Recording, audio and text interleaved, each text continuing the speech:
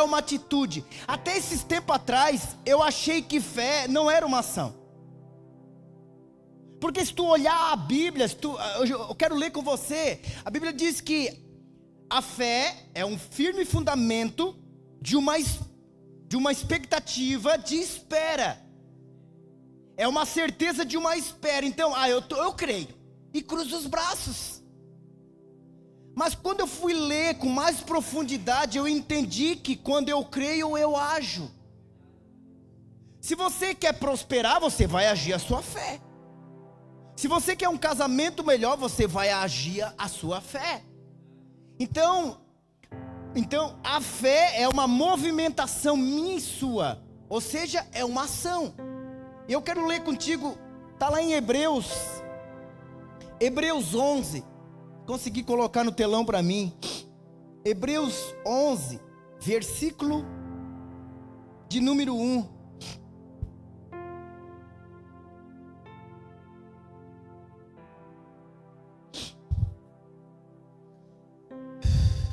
Meu Deus. Hebreus 11, versículo 1. Encontraram? Está no telão. Diz assim: ora, a fé é a certeza de que haveremos de receber o que esperamos. Amém? É a prova daquilo que não podemos ver.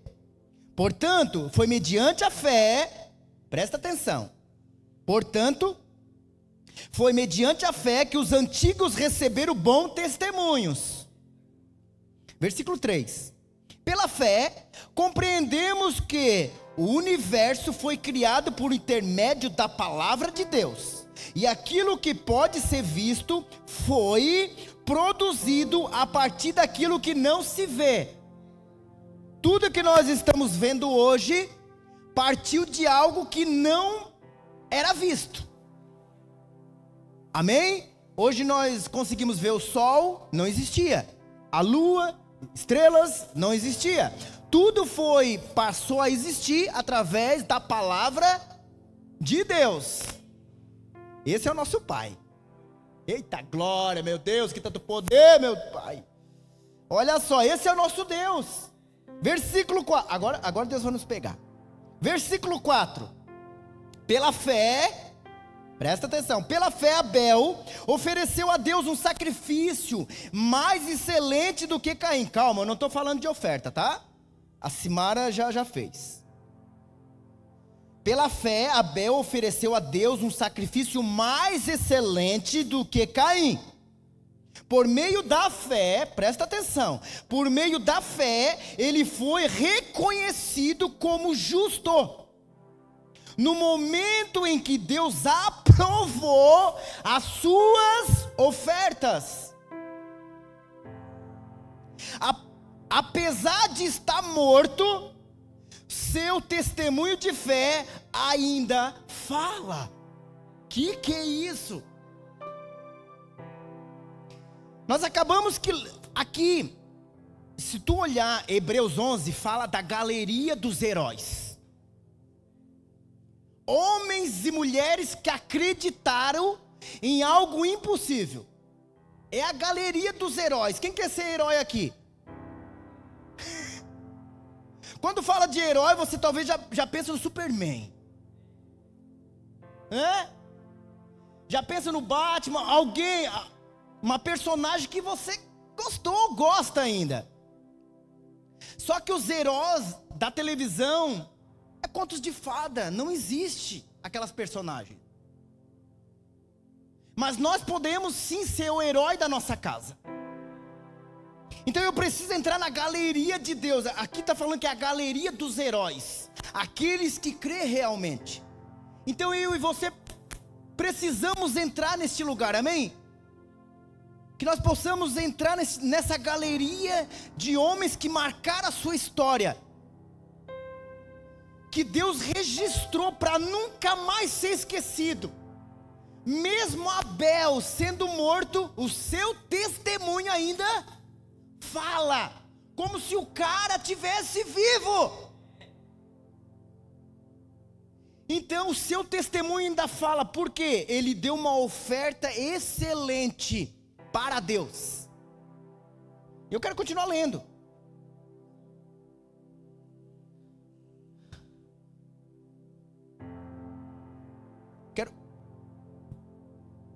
Versículo 5.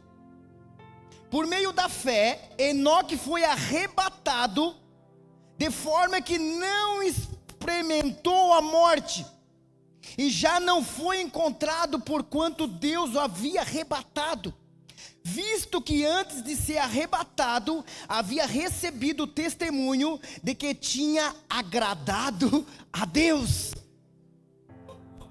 Eu quero falar um pouco desses caras hoje. Homens que marcaram a sua história. Pastor Roberto, o Enoque.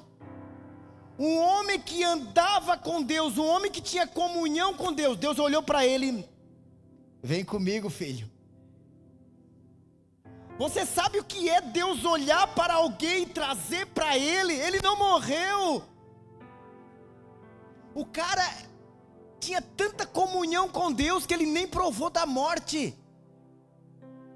Deus trouxe para ele, porque ele tinha comunhão, ele andava com Deus. Pastor, me explica o que é andar com Deus? É fazer a sua vontade. Enoque fazia, e vivendo numa geração difícil de se viver. O obedecer não é conforme aonde a gente vive. O viver com Deus é uma decisão. É querer não se sujar. É não se sujar. Nós nos lavamos em Cristo. É não se sujar de novo. Não podemos ser como... Deixa pra lá. Ia sair, mas eu deixei. Deixei aqui dentro. Então Enoque, ele andou com Deus. Então Deus trouxe para ele. Pula no versículo 7 agora. Pela fé, Noé, quando divinamente orientado acerca dos acontecimentos que não podia ser visto, movido por santo temor, construiu uma arca, a fim de salvar sua família. Por intermédio da fé, ele condenou o mundo, e tornou-se herdeiro da justiça que vem da fé. Agora pula para o versículo 17. Pela fé, Abraão, no tempo em que Deus expôs a prova, ofereceu Isaque como sacrifício, aquele que havia de receber a promessa. A promessas, estava mesmo a ponto de sacrificar o seu unigênito. Ainda que Deus lhe tivesse prometido, por intermédio de Isaque, sua descendência será estabelecida. Versículo 19. Porquanto acreditou que Deus era suficiente e poderoso para ressuscitá-lo dentre os mortos, e simbolicamente recebeu Isaque de volta dentre os mortos. Só até aqui. Os heróis. Eu preciso construir algo dentro de você. Nós precisamos entender por que essas pessoas chamaram tanta atenção de Deus. Homens que deixaram histórias. Você ali tem muitas pessoas ainda que são inclusas nessa história. Homens que marcaram o seu passado, e nós ainda falamos deles. O desejo meu, pastor Pedro, é que os meus netos, tudo aquilo que eu estou construindo não fica apenas para mim, mas que isso eu transfira para as próximas gerações. Porque se os meus filhos, presta atenção, Alan, se os meus filhos não der continuidade naquilo que eu carrego, eu falhei no caminho. Nós precisamos entender isso. Que se eu não transmitir para as próximas gerações, meus filhos, meus netos, eu falhei no caminho. Por quê? Deus é Deus de quem? De Abraão, de Isaque e de Jacó. Pai, filho e neto.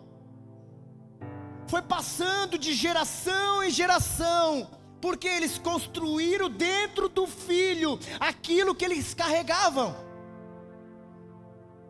E nós precisamos ter esse cuidado, porque senão, pastor Pedro, vai parar só em nós, pastor Roberto. Nós estamos vivendo numa linha muito fina. Por isso que eu falei da mesa. O meu filho de 14 anos, o Natan, cara da batera, Claudomir, ele não toma café no quarto, ele não almoça, ele não janta no quarto. Mas no começo fazia, pastor Pedro. Por quê? Nós não tínhamos o conhecimento da mesa. Quando eu subi, eu disse, não, chega, mesa.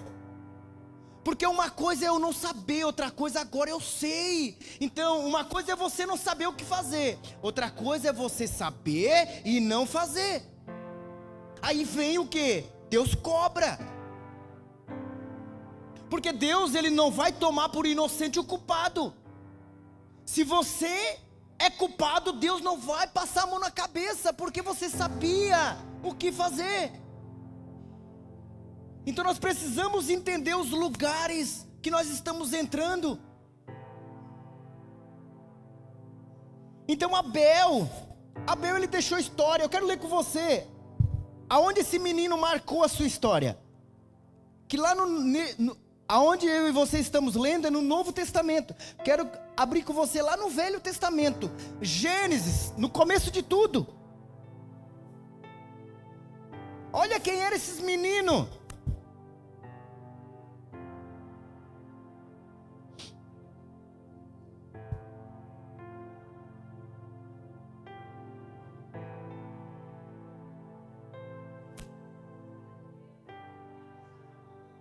Esse é o meu menino, esse é o meu garoto.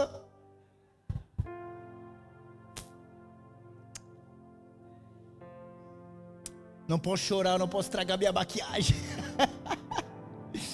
Isso é promessa, Altair. Nossos meninos são promessas. Pai e mãe tem preço. Vai exigir muito de você. Vai exigir. Meu Deus. Gênesis 4. Gênesis 4. Vamos falar de Abel. Queria falar desses homens. Só se o tempo parar para me conseguir falar de todos. Mas olha, Abel. Gênesis 4, versículo 1. É facinho de encontrar, né? Diz assim: então Adão teve relações sexuais com Eva, sua mulher. Ela concebeu e deu à luz a Caim e declarou: com a ajuda do Senhor, tive um filho homem. Versículo 2. Voltou a engravidar e dessa vez nasceu Abel, irmão de Caim. Abel tornou-se pastor de ovelhas e Caim cultivador da terra. Passando o tempo, presta atenção, passando o tempo, Caim apresentou alguns produtos. O que ele apresentou? Alguns produtos do solo em oferta ao Senhor. Abel, versículo 4. Abel, por sua vez, ofereceu a primícias e a gordura do seu rebanho. Ora, o Senhor aceitou com alegria Abel e a sua oferta. Quem ele aceitou? Abel e a sua oferta. Primeiro, pastor Pedro, ele aceitou quem? O ofertante. Depois sua oferta. Pega aí, anota aí. Então, o Senhor aceitou com alegria Abel e a sua oferta. Versículo 5. Todavia, não se agradou de Caim e de sua oferta. E por esse motivo, olha só o cara. E por esse motivo, Caim ficou irado. E o seu semblante assumiu uma expressão maligna. Misericórdia. Versículo 6. Então o Senhor abordou: Caim, por que estás furioso? E por qual motivo teu rosto está transtornado? Versículo 7. Se procederes bem, não é certo que seria aceito? Deus estava fazendo uma pergunta para ele. Entretanto, se assim não fizeres, sabe que o pecado espreita a tua porta e deseja destruir-te. Cabe a ti vencê-lo. Versículo 8. Contudo, propôs Caim ao seu irmão Abel: saímos, vamos ao campo. E quando estavam no campo, aconteceu que Caim se levantou contra Abel, seu irmão, e o matou. É uma passagem. Filho de quem? Adão e Eva. Os primeiros meninos da terra. Então nós descobrimos aqui, eu creio que dentro do Éden, eles não tinham relação. Porque aqui eles se conheceram, eles já estavam fora, pastor Pedro, do Éden. Porque Adão já tinha comido do fruto, junto com a sua esposa, eles já tinham saído do Éden. E eles então tiveram relação, tiveram o primeiro menino, que se chamava Caim. Depois, claro que depois, né gente, tem mais, né? Glória a Deus, não é culto de casais, mas a gente entende que eles ainda continuaram, porque estavam casados. A Bíblia diz que Eva era esposa dele, amém? Então nasceu quem? Abel. Sabe aquele menino obediente, ô Fernando? Era Abel, gente. É o filho, pastor Roberto, que todos queriam ter. Porque era um menino que levava a toalha no banheiro pro papai, levava a sandália, cuidava da mãe. Era um menino com coração generoso, um menino que todo pai queria ter. Só que tinha momentos que eles iam o quê? Oferecer ofertas a Deus. E a Bíblia diz que Caim trabalhava com produtos do solo, ou seja, um agricultor. Maçã, faz o quê? Maçã, eu lembro de pera, coisas gostosas, amém? Trabalhava com isso, então chegava o momento de ofertar isso a Deus. E a Bíblia diz que ele então pegou alguns produtos, acho que é isso, né? Produtos. Abel, por sua vez, passando o tempo, Caim apresentou alguns produtos para Deus. E depois Abel, Abel era pastor, amém? Eita glória, glória a Deus, ponto positivo.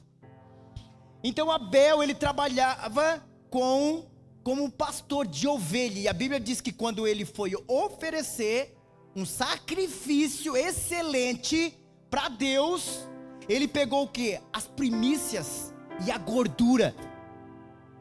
Se eu fui dar uma olhada, meu Deus, o que é as primícias e a gordura? É a primeira parte. É aquilo que é melhor. E eu disse, meu Deus, e a gordura? A gordura tem dois sinais. Ou é o melhor bezerro, ou o melhor cabrito. Ou seja, algo gordo, algo excelente. Ou era um bezerro, ou ainda a parte melhor de algo que ele matou e ainda entregou para Deus. Ele não deixou barato. Porque conforme eu entrego, eu estou reconhecendo. É algo muito simples de entender. Depende da pessoa que está de aniversário e você escolhe o presente. É hora de cantar agora, Igor. É ou não é, Simon? Pessoa está de aniversário, a gente... já pensa, né, Roberto? Já pensa. Então, Caim, ele olhava para Deus como o máximo, o tudo. Ele é meu Deus. E sabe por que ele fazia isso, pastor Pedro? Porque os seus pais contavam quando estavam com Deus. Eles diziam, olha, Caim e Abel, vem cá. Eu vou contar agora sobre o Deus dos céus, que fez o céu e a terra. Nós vivíamos com Ele. Nós tínhamos Ele.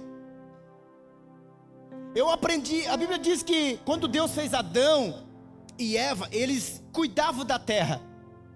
Eles cuidavam da terra. Eu disse, meu Deus, mas como é que eles cuidavam? A história conta, eu escutei de um pregador hoje, que ele disse que a fruta que eles comiam, Eles pegavam a semente, Rogério, ia lá, enterravam de novo. Isso era cuidar do jardim.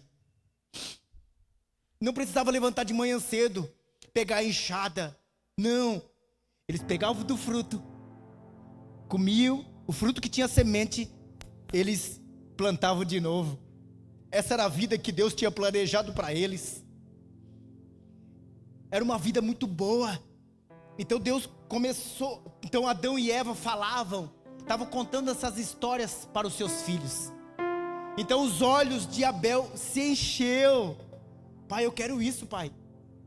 Com certeza eles tinham essa conversa. Pai, há quanto tempo o Senhor não tem mais essa comunhão com Deus? Pai, como é que era viver com Deus?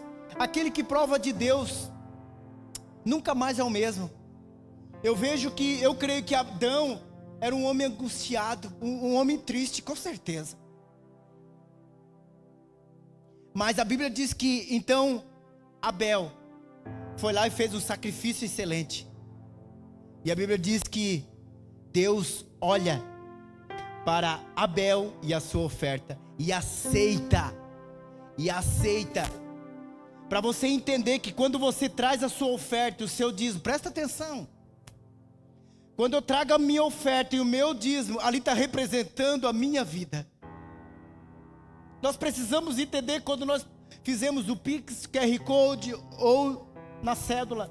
Nós precisamos entender isso. Quando eu estou levando, quando eu estou fazendo, ali está o meu coração. Então Deus olha não só para o dinheiro, Ele olha para você primeiro. Ele olha para a intenção do nosso coração. Por isso que aquela viúva, Alain, quando deu a pequenas moedas, Deus não estava olhando para o dinheiro, Ele estava olhando para o coração dela. Ele olha a intenção do nosso coração. Ele olhou para a intenção do coração de Abel. Não é porque Abel pegou o melhor produto, não. É porque Abel sabia para quem ele ia ofertar. Interessante que, então Deus, Ele aceitou a oferta. Eu fui dar uma estudada, meu Deus, como é que Deus aceitou essa oferta, né, pastor Pedro? A Bíblia diz que Ele aceitou de um e de outro não aceitou. Eu fui dar uma estudada. A Bíblia diz que quando eles colocavam a oferta, eles queimavam essa oferta. E se a fumaça fosse horizontal, amém? Deus não estava aceitando. Mas se fosse vertical, é isso, né, professor? Me ajuda aí. Vertical, então Deus estava aprovando aquilo. Então, eu creio que Ele tocou o fogo e ficando olhando, né? Ai, meu Deus. Nós precisamos entender o que nós estamos praticando. Então Deus olha para Abel e aceita esse menino. Só que Deus diz que olha para o outro e Deus não aceita a oferta de Abel, de Caim. E Fernando, a Bíblia diz que o semblante dele se fechou. Gente, nós conhecemos as pessoas pelo rosto dela, se ela está feliz, se ela está brava. Dá um sorriso aí pro teu irmão, por favor. Olha aí para ele. João, me ajuda aí, João. Eu não é, gente. Nós conhecemos as pessoas se elas estão tristes, se elas estão bravas ou se elas estão felizes.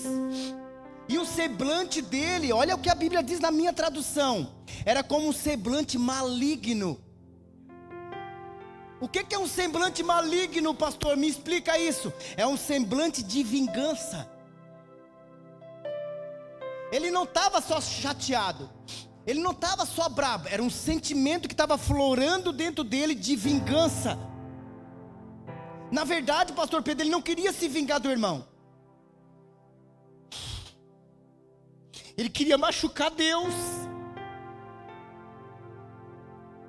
Porque ele sabia que Deus ama as pessoas, ama a vida e amava Abel. Ele queria ferir o coração de Deus. Se você quer ferir o coração de Deus, mexe naquilo que Ele mais ama, é as pessoas. Então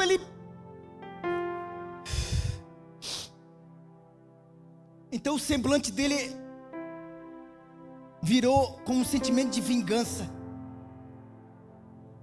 Então sabe o que ele faz? Deus olha para ele e diz: por que o teu semblante está assim? Olha a conversa de Deus, gente.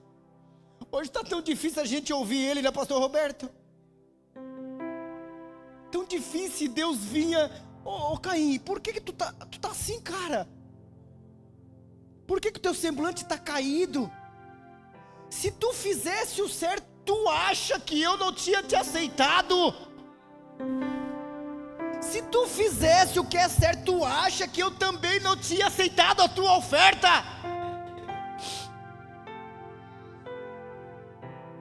Mas olha, o maligno está só de olho em ti.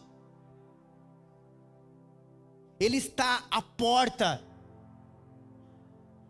Foi o que Deus falou para ele.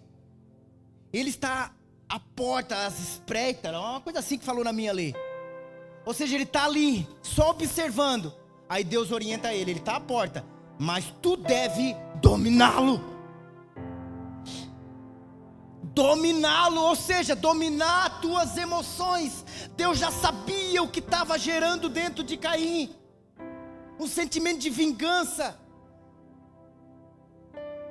Deus sabia o que estava gerando, que o inimigo estava inflamando o coração dele. Setas malignas.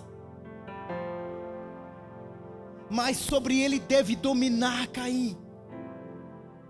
Só que ele não conseguiu, Alain.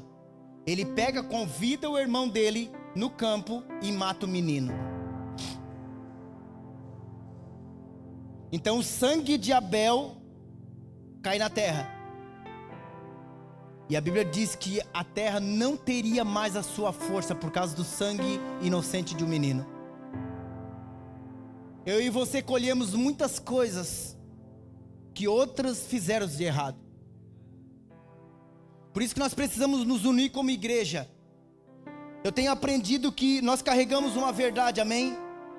Nós carregamos uma verdade e nós estamos indo contra o engano. Só que quando eu vou contra o engano, vem perseguições sobre nós. Então nós precisamos o quê?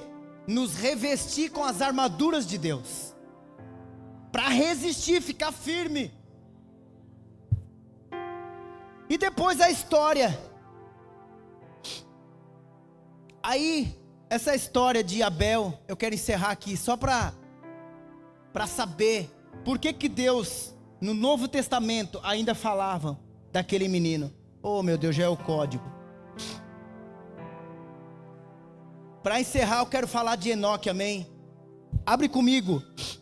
Abre comigo.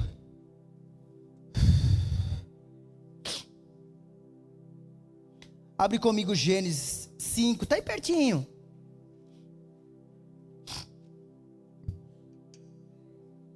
Meu Deus, hoje eu ia falar até meia-noite, meu Deus. Gênesis 5, 24. Tem dia que a gente é assim. Gênesis 5, 24. Enoque, estão aí, 5, 24? Enoque andou sempre em comunhão com Deus. E um dia desapareceu porque Deus o arrebatou. O que Enoque fazia? Enoque andou sempre em comunhão com Deus. O que nos faz a diferença é a comunhão com Deus. O que faz toda a diferença. Eu já falei aqui nesse altar que a intenção de Satanás não era tirar Adão e Eva do jardim. Nunca foi. Nunca foi. Ah, eu vou tirar Adão e Eva do jardim porque eles estão vivendo algo bom. Não. A intenção de Satanás era tirar Adão da comunhão com Deus. Porque quando ele tira a comunhão, ele faz eu me esconder dele. Ele faz eu ter medo de Deus. E nós sabemos que o temor é reverência. O temor é reconhecer quem é Deus. Enoque tinha comunhão com Deus. Então Deus tomou ele para si. Presta atenção. Um dia Jesus vai voltar, amém?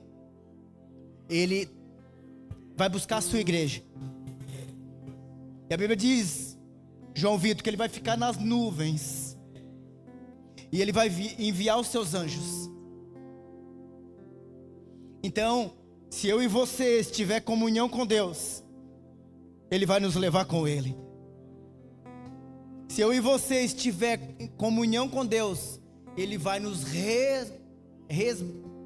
resgatar. Obrigado.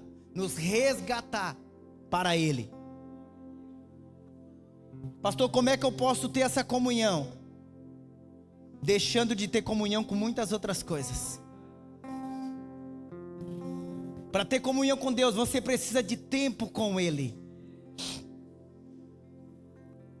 Um dia, eu falei para Deus que eu queria tirar o dízimo do dia para Ele. Eu ainda não consegui fazer isso. O dízimo de um dia é quanto tempo, pastor Pedro? 2h40 ou 2h20? 2h40, né? Um dia eu falei para Deus que eu queria tirar todos os dias esse dízimo para Deus.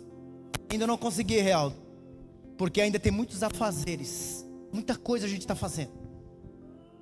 Mas isso é eu e Deus, amém? A comunhão com Deus é entrar no secreto, real. É o secreto.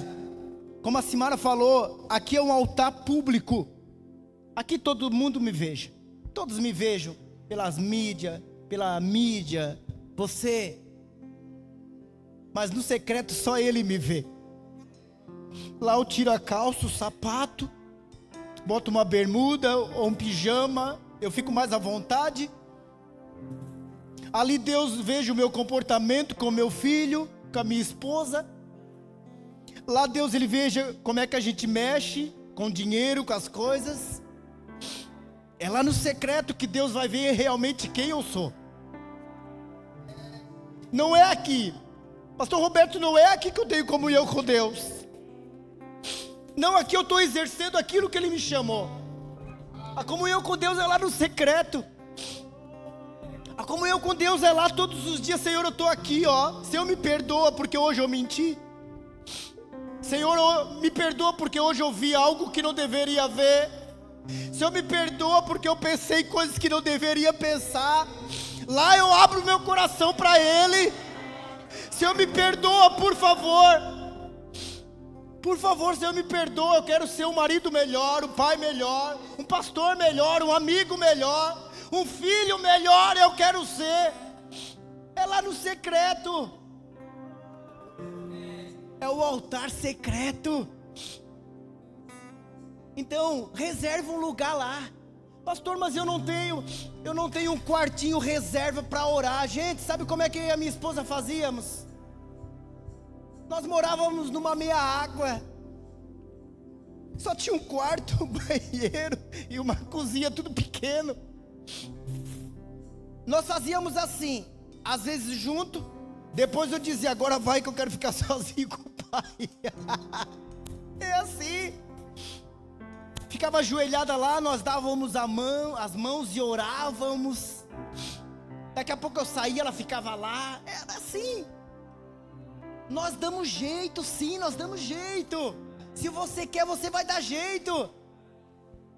Quantas vezes eu trabalhava na mina de madrugada, como eu trabalhava de turno. Tinha dia que eu pegava da meia-noite às 6 da manhã, gente. Eu ia lá, trabalhava, fazia meu trabalho bem rapidinho. Aí sobrava um tempinho, eu ia lá, olhava as estrelas. Aí a minha esposa, ora por alguém aí. Ora por alguém que está passando por uma dificuldade. Eu olhar para a estrela, Senhor, por favor, eu coloco essa pessoa diante de Ti. Chegava alguns dias, a minha esposa, meu amor, tu lembrou de orar por aquela pessoa? Aí eu assim, sim, eu lembrei. Olha, ela foi curada. Ela foi tocada. E nós estamos assistindo tantos milagres aqui. E eu não vejo a hora de você subir nesse altar para dar o teu testemunho. Mas você precisa entrar neste lugar. Seja como Enoque. Eu quero me tornar um Enoque da vida. Meu Deus. Fique de pé, por gentileza.